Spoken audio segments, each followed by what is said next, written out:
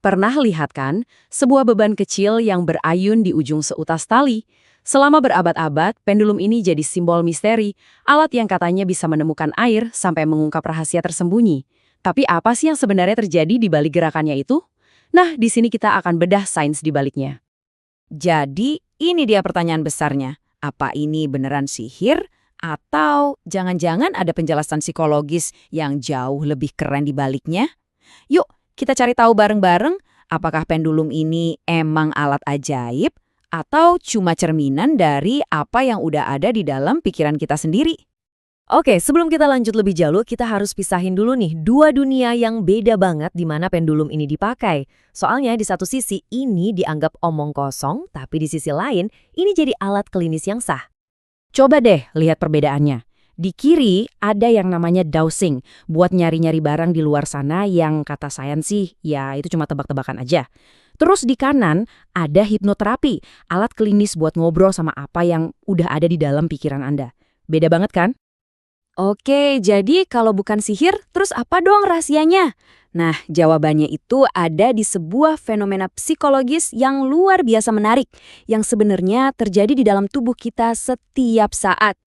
Inilah jantung dari semua penjelasannya. Respon ideomotor. Konsepnya tuh simple tapi wow, luar biasa. Cuma dengan mikirin sesuatu, pikiran Anda bisa memicu gerakan fisik yang halus banget tanpa Anda sadari sama sekali. Biar gampang, bayangin gini deh, pikiran sadar Anda itu yang ngasih perintah, kayak angkat cangkir itu. Tapi pikiran bawah sadar Anda, dia nggak perlu nunggu perintah, dia langsung bereaksi.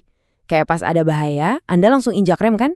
Nah itu dia, bergerak otomatis berdasarkan ide atau keinginan.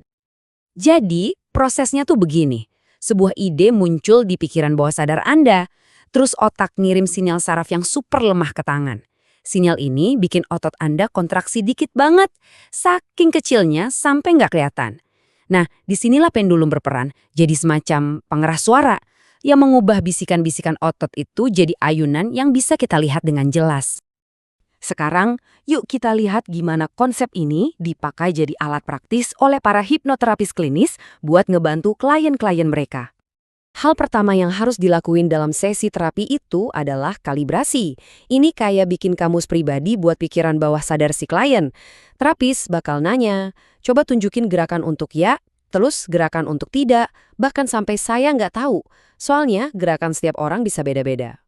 Dan ada satu aturan emas yang, wah ini nggak bisa ditawar sama sekali. Klien wajib pegang pendulumnya sendiri. Kenapa? Gampang. Kalau terapis yang pegang, jawaban yang muncul ya dari pikiran bawah sadar si terapis, bukan si klien, jadi sia-sia kan? Karena ini alat yang kuat banget buat ngakses pikiran bawah sadar, penggunaannya harus diatur dengan batasan etika yang super ketat. Ini semua demi melindungi klien. Nah, ini nih pertanyaan yang paling sering muncul dan jadi kesalahpahaman paling umum. Jadi mari kita luruskan sekali dan untuk selamanya. Apa alat ini bisa lihat apa yang bakal terjadi besok?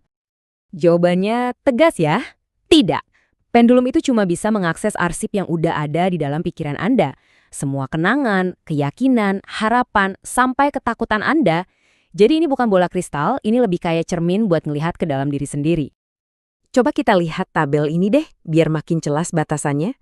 Pertanyaan yang diajukan itu harus tentang dunia internal si klien. Misalnya, perasaan mereka sendiri. Bukan soal fakta eksternal kayak harga saham besok berapa. Atau yang paling parah, nanya soal kesetiaan pasangan. Itu bahaya banget. Dan ini benar-benar poin yang harus kita garis bawahi. Bayangin kalau pendulum ngasih jawaban yang salah, terus si klien percaya banget sama jawaban itu. Itu bisa menyebabkan kerusakan nyata di hubungan dan hidup mereka. Hanya karena sugesti yang tertanam begitu dalam. Jadi, pada akhirnya, kita harus sadar kalau pendulum itu ya cuma bandul di ujung tali. Nggak ada kekuatan magis di situ. Bagian yang benar-benar rumit, kuat, dan menakjubkan dari semua ini adalah pikiran manusia itu sendiri. Nah, sebagai penutup, coba deh kita renungkan ini. Kalau gerakan sekecil itu aja bisa mengungkap begitu banyak hal, coba bayangin, seberapa besar sebenarnya pengaruh pikiran bawah sadar kita terhadap semua tindakan, keputusan, dan keyakinan kita setiap harinya. Menarik kan?